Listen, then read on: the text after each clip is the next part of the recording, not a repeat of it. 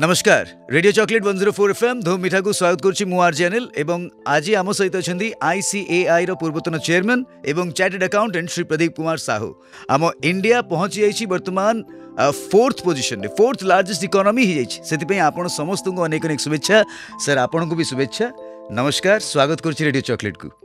sir India fourth largest economy हवा आम कौन सब आशा सृष्टि करिछि एवं आम केते महत्वपूर्ण देखो आम तो गर्वर सहित आम कहूचे यहाँ आम फोर्थ लार्जेस्ट इकोनॉमी हो पारे जोटा कि देशपाई राष्ट्रपाई और देशवासी यहाँ बहुत गर्वर विषय ए फाइनेंशियल डिसिप्लिन सरकार जो योजना जो पॉलिसी मेकर जो मैंने एफर्ट देशवासी कंट्रीब्यूशन आम ये जगह पहुँची पारे निहाती भाव जो बहुत गर्वर विषय आम सर जहाँ कहुचे 2014 मसीह आम थे 10th रैंक रे तापर आम यूनाइटेड किंगडम को काटिले वर्तमान जापान को काटिकी 4th हो जाइए आउ 2 पॉइंट माने 2.5 वर्ष 3 वर्ष भितर आम जर्मनी को भी काटिदेवा तो कौन ये सब फैक्टर रही जहाँ साहाय्य करमको एत जल्दी बढ़िया जदि आप सर्टली कहे आप जीडीपी जो आम अच्छे जीडीपी ग्रोथ रे आम जो बढ़ुची ताहार बहुत बड़े इम्पैक्ट अच्छी जीडीपी ग्रोथ बढ़िबार कारण है आप मैन्युफैक्चरिंग सेक्टर कहतु कि सर्विस सेक्टर आम जो ग्रोथ आसी आप 2014 तुलन आम जी जो आगे बढ़ीचे या द्वारा सरकार जो नीति प्रणयन होती कि रूल्स पॉलिसी जो फॉर्मुलेशन होती जो इंडस्ट्रियलाइजेशन होती ता छड़ा सर्विस सेक्टर भी आम बहुत आगू जाइए तेणु निश्चित भाव में आम आगामी दिन में जो 2.5 वर्ष 3 वर्ष नीति आयोग जो रिपोर्ट आसीला नीति आयोग सीईओ जो कहते जे आप 2.5 वर्ष आगामी 2.5 वर्ष 3 वर्ष भितर आम जर्मनी को भी पछरे पकई दे परिबा आम जदि आजिका दिन में 4 ट्रिलियन इकोनॉमी आम अचीव करि पारिचे 5 ट्रिलियन इकोनॉमी बहुत बड़ा कथा नुह सर वर्तमान आमर जो जीडीपी पर कैपिटा आगु 150 पार थिला एबे 140 को आसिलानी आमर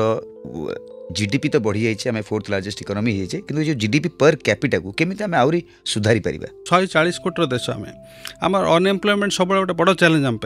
तो निहाती भाव में जब मैन्युफैक्चरिंग सर्विस सेक्टर बढ़ेबे आप निज लोकंर भी साहाय्य हम जो अनएम्प्लॉयड अच्छा से भी चाकरी पाइबे एवं आप एक्सपोर्ट करेंगे इंपोर्ट करने जगह धीरे धीरे आप एक्सपोर्ट करेंगे इंपोर्ट है आपंकर फॉरेन करेंसी आप आउटफ्लो हो जोटा कि आपंकर इकोनॉमी को वीक करुच्चे निहाती भाव जो आप एक्सपोर्ट करेंगे फॉरेन करेंसी आप पाइबे जोटा कि आम जीडीपी ग्रोथ जोटा नहीं 5 ट्रिलियन इकोनॉमी कथा कहे आमको सेटा अचीव करा गले यही सब सेक्टर को आउ टे स्ट्रेंथन करा पड़ो आहरी किसी मैन्युफैक्चरिंग बढ़ाया पड़ो एवं सर्विस सेक्टर आउ टे भी ग्रोथर आवश्यकता अच्छी आपन जमती सरकार प्रणयन कर एमएसएमई कथा कहतु कि स्मॉल स्केल इंडस्ट्री जोड़ा कहतु ताकू जो प्रकार प्रोत्साहन दौरान सरकार आगामी दिन स्टार्टअप कथा कहतु ये सब जिनस ये कराऊँगी सो दैट से भी देश को आगू नबारे बहुत साहाय्य करेंगे तो सर ये जो फोर्थ लार्जेस्ट इकोनॉमी हवा एंड आगु को 2.5 वर्ष 3 वर्ष भितर 5 ट्रिलियन इकोनॉमी ही जर्मनी को काटिबा कौन सब आशा सृष्टि करछि वर्तमान कौन सब संभावना देखुचंती हम देश रे रास्ता कथा कहतु कि इंफ्रास्ट्रक्चर कथा कहतु हेल्थ सेक्टर कथा कहतु बा शिक्षा क्षेत्र कहतु चाकरी क्षेत्र कहतु कोटा कोटी आपन एटा बहुत हेल्पफुल हम लोक को आम देशवासी को बहुत हेल्पफुल हम जो मैंने अनएम्प्लॉयड अच्छे से चाकरी भी पाइबे जो मैंने स्वास्थ्य सुविधा पाऊना से स्वास्थ्य सुविधा भी पाइबे आप जो देशर ग्रोथ हम निहाती भाव समस्त अवदान अच्छी एवं तार फल समस्ते भी पाइबे देशवासी भी फल पाइबे तार तेणु समस्त आम पर नजर रही आमर सम्मान भी बाहर बढ़ी भारतर सम्मान बढ़ी मैंने आम देशवासी सम्मान भी बढ़ी तो सर यही समय जो देश प्रगति पथरे आगू को जाऊँगी आम नागरिक हिसाब से आमर सब कर्तव्य कौन रही देखु आज जीडीपी ग्रोथ कथा कहतु बा जोटा आम ग्रोथ पाइचे जो सम्मान पाइचे फोर्थ लार्जेस्ट होइचे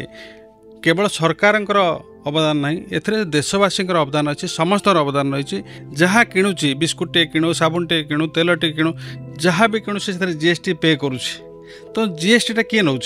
सरकार को पाक जाटा डेवलपमेंट काम खर्च होची आम कंट्रीब्यूट करुचे बोली भारत सरकार सेमती प्रगतिमूलक पदक्षेप नहीं पार्टी डिफेन्स क्षेत्र कहतु कि स्वास्थ्य क्षेत्र जेकोसी क्षेत्र कहतु पैसार आवश्यकता अच्छी सरकार पाखे और पैसा को दौर किए आम मैंने कंट्रीब्यूट करुचे टैक्स आकार दौचे